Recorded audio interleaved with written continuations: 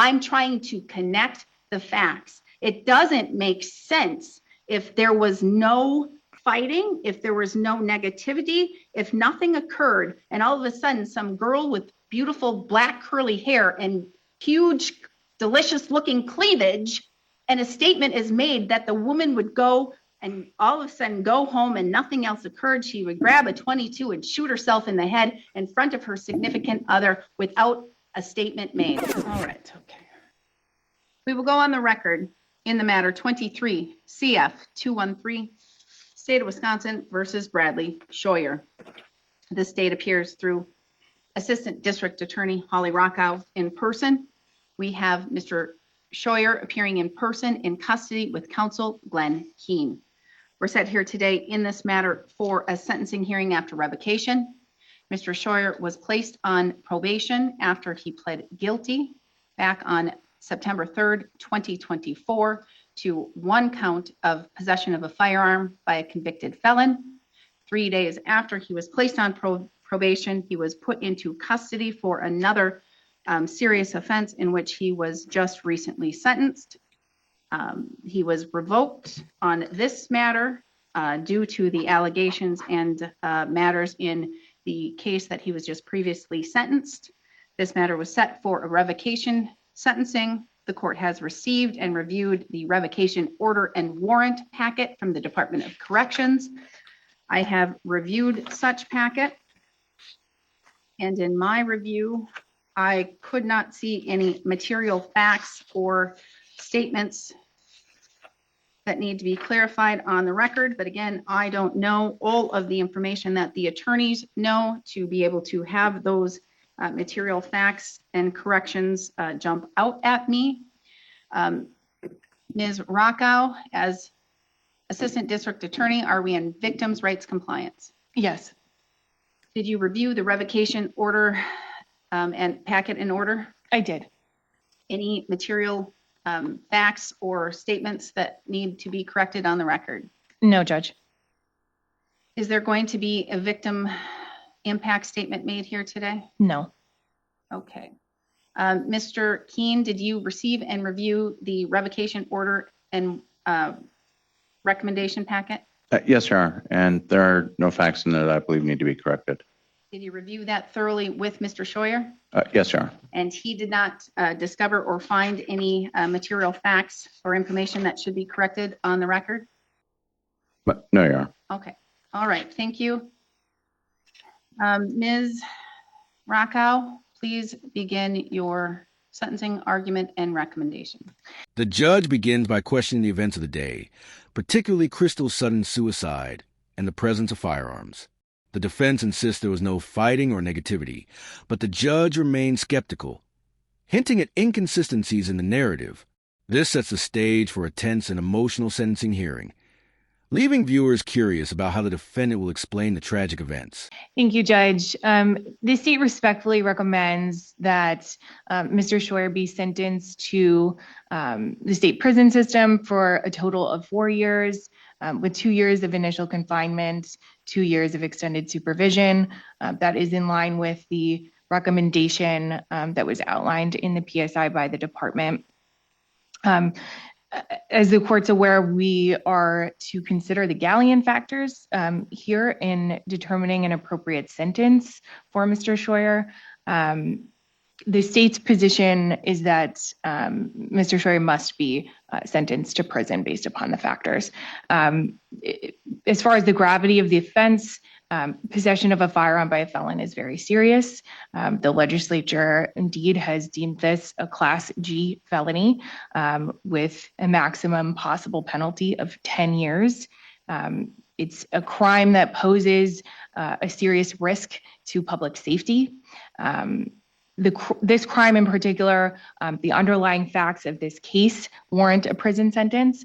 Mr. Scheuer was at sentencing. There were 4 other counts that were dismissed but read in, including 3 counts of possession of a firearm by a felon in addition to this conviction.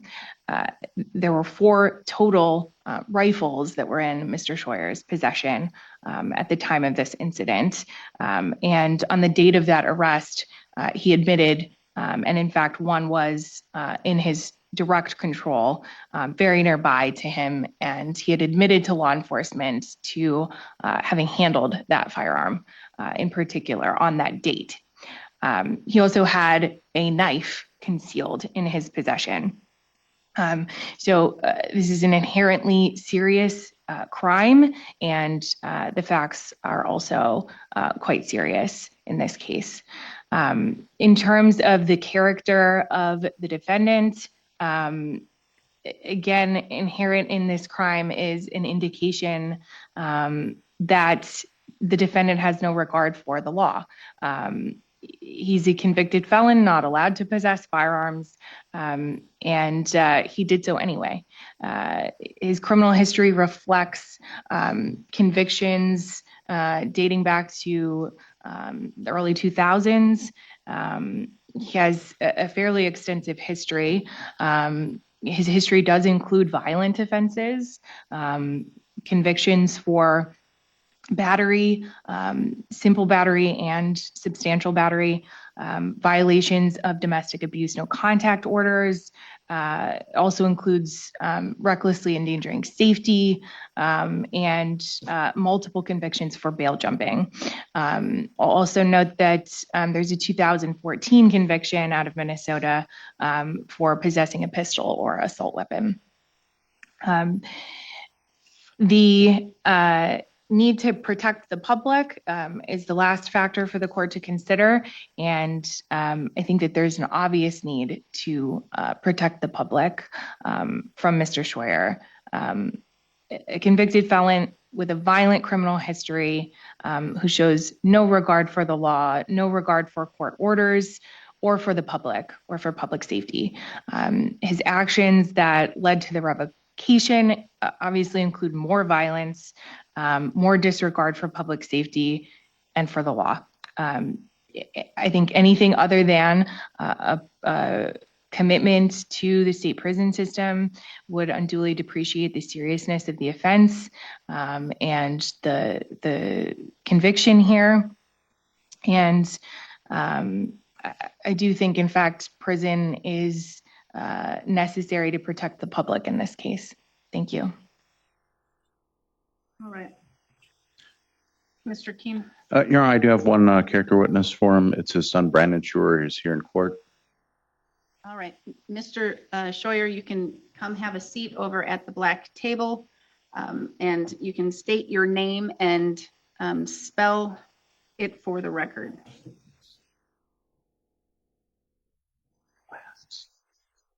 Hello, hear me? My name is Brandon Scheuer. It's Brandon Scheuer.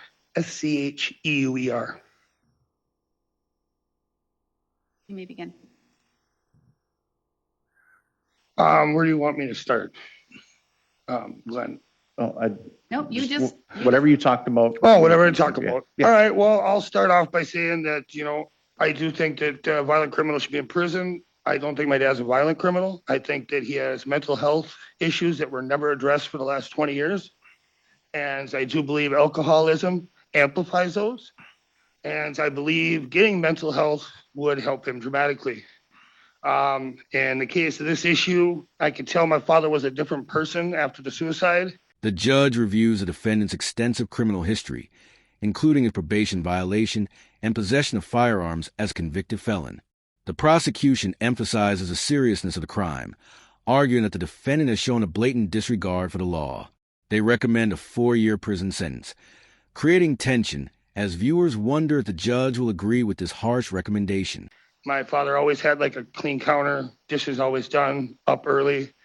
I would not hear from him for a couple of days after the incident. I would go check on him. He would still be in bed with a giant body pillow, counter trash, sink full of dishes, just completely not his character. And I believe that was just more depression. And I think that his depression and his mental health issues have never been addressed. And he's constantly been incarcerated and never gotten help that he's needed. And I think getting him the help he needs is a big step. Is he going to have to be in prison? Yes. But just locking him up isn't going to help him. He needs to get help. And I wish the court system would help more people in this case. It's an epidemic in this country where people are just locked away when they have issues, and we don't address the mental health issues that we need to address. 3 of those guns that were locked in the shed on the day of that incident were mine for deer hunting. I had them locked in that shed. I believed I had the only key to that shed. I was unaware there was a second key. The .22 firearm that was used in the incident, to my knowledge, was used for protection against bears as they were living in my camper on his 40 acres.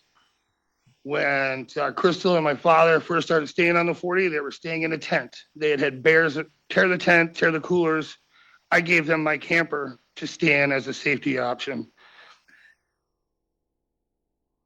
Other than that, the only real things I have to say is that I believe that this country has a problem with just locking people up and throwing them away. And I think that we need to address mental health issues more and more in this country. And this case in particular, he's had 20 years where he's never had that addressed. And he grew up in a time where when people had mental health issues, they really didn't talk about it or get addressed. And I believe most of his issues stemmed after the divorce with my mother in 2003. His alcoholism, which he hadn't drank in many years, had kicked off and came back into his life and continued to amplify those mental health issues. Because when people are depressed, drinking don't help that. All it does is amplify those issues. And that was never, ever addressed in over 20 years of him being in and out of the system. That being said, I can't quite think of too much other things to say. I know my father is a very good person when he's not drinking. He has donated his time to my business during the parades and other things, and to help me with working with kids in the community for kayaking. He cuts and splits wood. He has helped friends of mine who needed trees removed or other things on their property done come over without even being paid to help out, just to be a good Samaritan. So I know there's good in him. We're not unlocking the good. We're locking the good up with the bad. Where we should lock the bad up and unlock that good. And the only way that is to use, mental health therapy and other sorts of programs to get to the root of the problem. I went through therapy because of you, Judge, and I continue to do that therapy for a while after the things we had with the things I did to get back, and it helped me very much. I come creating new programs to help myself hydrate more, things like that, getting better eating schedules, just slight things to add more consistency to life and a more routine schedule. And I think, that helps a lot of people. There's something I needed just slightly to help my life, but there's a lot of people that need a lot more than that. And they need that intense mental care. And that's something this country has gotten far, far away from. And I hope we get back to it. Thank you, Mr. Scheuer. Thank you, Your Honor.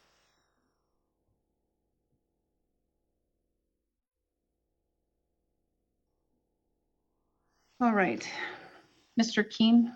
Yes, sir. When we look at this case and sentencing and the factors, I think a couple of things to note. Well, I won't dispute the seriousness of the crimes because Mr. Scheuer does have a lengthy criminal record. Most of it is for, substance abuse related issues, but you've seen that on pages 24 and 25. So, I won't dispute that. However, when you look at the character of the defendant, I would note that when you look at the offenses that day, his son had just talked about how, the 3 of the firearms were his and it was, a place to hunt in the 40 acres. And he said that they were encased. I would note that my client on the day he was charged, had contacted law enforcement. He, pointed out, the weapon was not in, was set by the vehicle when law enforcement arrived. He's not brandishing it. And his son had just testified that the .22 was, for, protection for bears. A .22 isn't usually a weapon if you're going to try and rob somebody, a .22 isn't your first choice.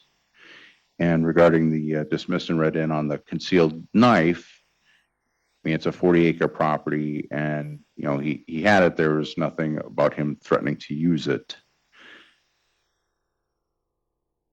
But I'm hearing excuses. He's a felon. He's a felon, a convicted felon, and I'm hearing excuses. Even in your defense argument, they're excuses. I see them as mitigating factors rather than excuses. There's other things to use to protect against bears. I've done it myself. The defense presents mitigating factors, highlighting the defendant's mental health issues and the profound impact of Crystal's suicide on his behavior. They argue that the defendant's struggles with depression and alcoholism have never been properly addressed, contributing to his downward spiral. This emotional appeal raises questions about whether the judge will prioritize rehabilitation over punishment. I've grown up in bear country myself. I don't carry a 22 or a knife. There's bear spray.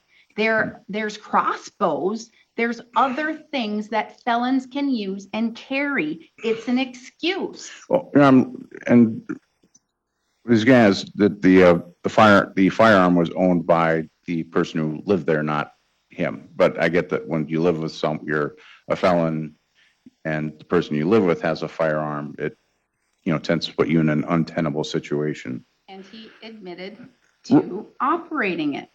Right, moving it. Okay.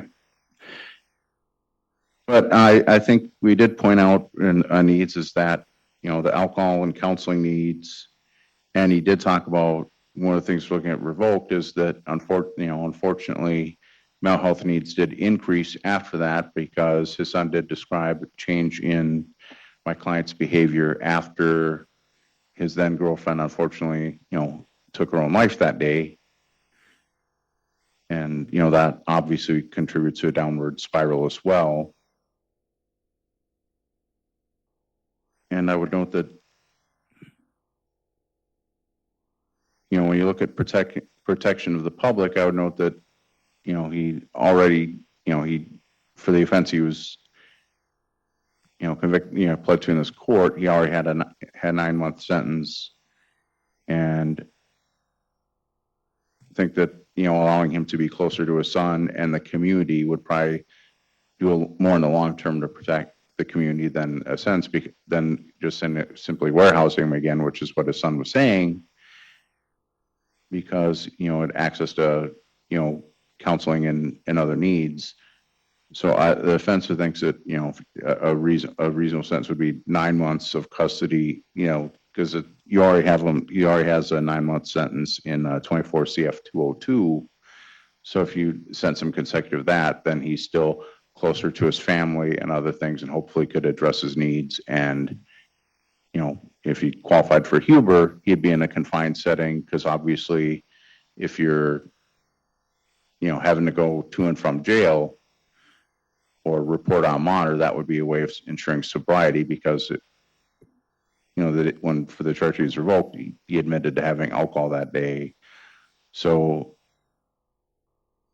having additional time where, if he qualified for Huber and in the community, he could, potentially get counseling. He could be working. He would be monitored on a continuous basis to ensure that he's not having access to alcohol versus just, adding more time to prison. Then when he gets out, it's back to the same supervision that obviously hasn't worked. So I think if you look at those two sentences, because they're both really the same action, you'd be looking at 18 months total custody he would have had. And I think that would promote more to protect the community while reflecting on the mixed character of Mr. Schuer than just simply, tacking on a few more years in prison. And failing that, obviously, you would ask that he at least be eligible for the earned release program and for substance abuse. Thank you. Well, I'm saying is if you disagree with our suggestion, obviously one of the decisions you'd have to look at is whether or not he would be eligible for. He wouldn't be eligible for the challenge incarceration. No, I'm talking about. No, I'm not talking about challenge incarceration. For the substance abuse Right. program. Yes. Right. Okay. Right. No, I'm aware that he's 2.5 decades too old for challenge incarceration program. All right. All right. Thank you, Mr. Scheuer. Now is going to be your opportunity to tell me your side of the case, if you wish to. Anything that you would like me to know about this case, about this matter, about yourself. I have read the department's revocation packet, which does include a lot of information, and it includes the decision by the ALJ, the alternate, or the administrative law judge in the revocation, as well as a few bits of other information. You can tell me whatever you wish to tell me right now, or you don't have to tell me anything. The defendant's son, Brandon, takes the stand and delivers an emotional testimony about his father's struggles. He describes how his father's mental health deteriorated after Crystal's suicide and pleads to the court to provide him with the help he desperately needs. Brandon's heartfelt words add depth to the defendant's character, leaving viewers hopeful but uncertain about the outcome. Well, I'm going to tell you one thing, that the gun was for her. It wasn't for me. It was for her protection. She was a girl from the cities, and she was afraid of the bear. The gun was given to her for her own protection. And it was supposed to be locked in her storage shed, and she had the only key for that storage shed. I don't know how the gun got. Obviously, she went and got the gun, plain and simple. I didn't know. I was at work, and she dropped me off because I worked at the 10th hole. And she dropped me off, and then she picked me up. And then when we went home, that's when she went in and brought the gun out, plain and simple. But otherwise, yes, I myself believe I have post-traumatic stress. I was in shock. I never would want to witness anything like this in my life again.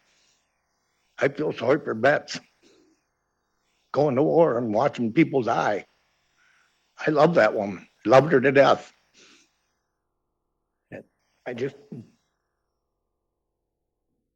I moved the gun till the gun fell on her. It's the only reason I moved it. I didn't know if she was going to shoot me. I didn't have a clue. It's the only reason I moved that gun. And the other guns I didn't know nothing about. Yes, I had a key. I had a key in my key ring, but I hadn't gone into the shed. Wasn't in the shed for days. And it was 2 days before deer hunting. That's all I know. And the guns that were in the storage, in her storage shed. And I know my son deer hunts, and he was supposed to have friends come over that didn't have guns, and they were going to hunt. There was no bullets, nothing there. There was absolutely nothing to fire out of them guns that were in that shed. Absolutely, there was just guns. That's all it was. Guns and gun cases. And I knew nothing about them. I knew about the 22 that she had because she asked for permission, and she got the gun from my son for her own protection when she was there by herself. That's what it was supposed to be for.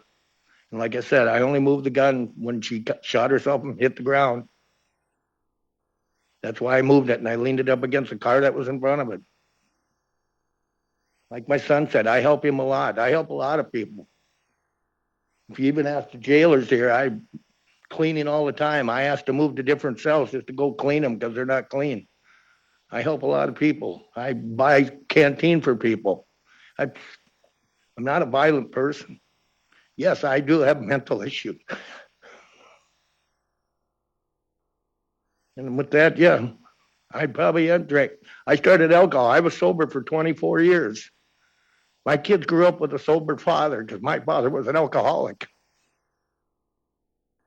So when my kids grew up, I didn't drink. But when my wife divorced me and I ran through the coals, I started drinking. That's when I started drinking in 2006. If you look at the records, that's when all my problems started. And with that, that's all I got to say. I wouldn't harm anybody. I wouldn't kill anybody in my life. Like I said, I wouldn't want to go to war. And with that, it's... How many sheds were on that property? Huh?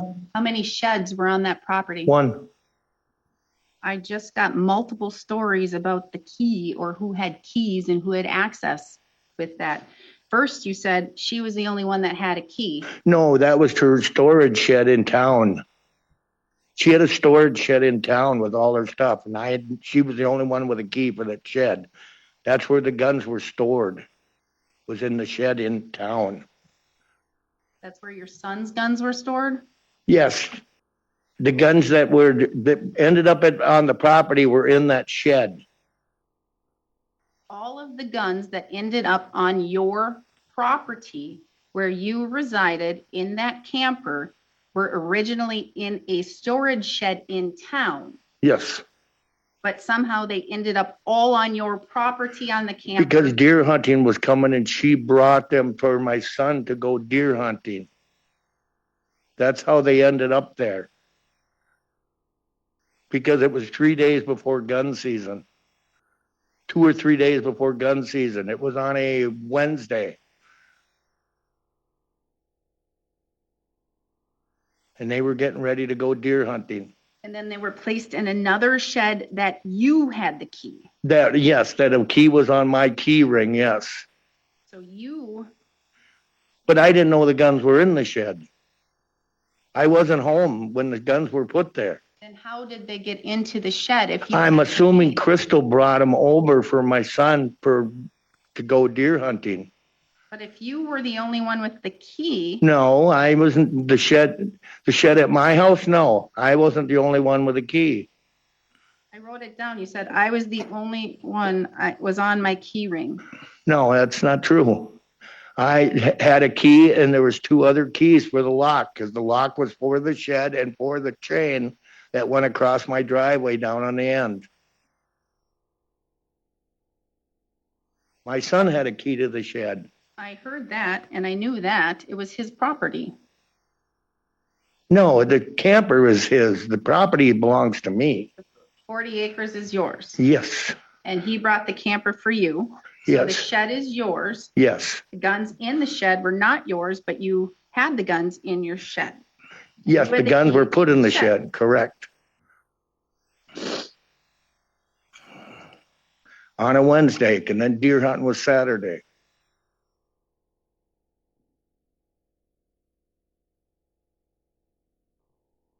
But there was no ammunition for the guns.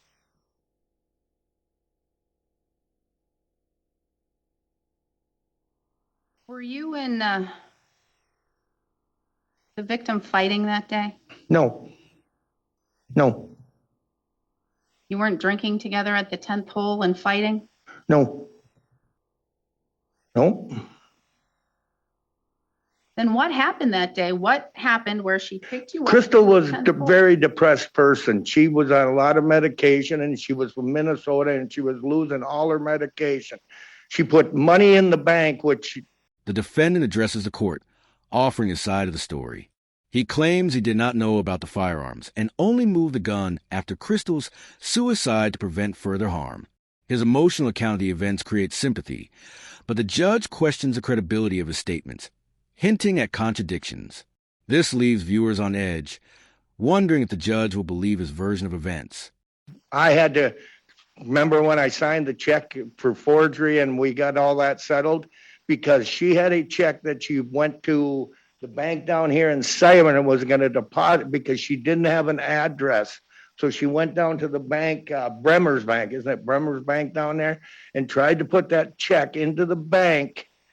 And they told her they wouldn't accept it because she didn't have a permanent address. So she went to US Bank, which her and I had an account together. But then she moved back to Minnesota for her medication to a Jeannie, and I can't pronounce her last name's house, and changed her mailing address. That's how Crystal's daughter got the statements for the bank, which she put the money in US Bank, and US Bank wouldn't let her take the money out because she couldn't establish a address. So again, I don't understand how this happened, because here we have a day, okay, Yes, where we have the victim dropping you off at the 10th hole to work. yes, And then you in the said, morning. And then she went to the food shelf to help at the food shelf. can you let me talk, Yes. please? And then she dropped you off at the 10th hole, Yes, and she went back and did whatever she was going to do that day. yes, And then she picked you up from work at the 10th hole, and you're telling me she didn't have any drinks or alcohol. yes, she did. So she sat and she drank for a while. No, she had one drink. She had a Bloody Mary. She had a Bloody Mary, and she picked you up. Did you have anything to drink that day? No, So you didn't drink. She had a drink. She picked you up. She brought you back to the camper. You weren't fighting. There was no negativity between the both of you.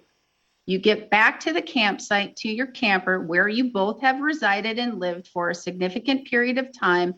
And then all of a sudden, out of nowhere, she grabs a 22, runs in front of the the camper or the truck and shoots herself in the head. That's what happened.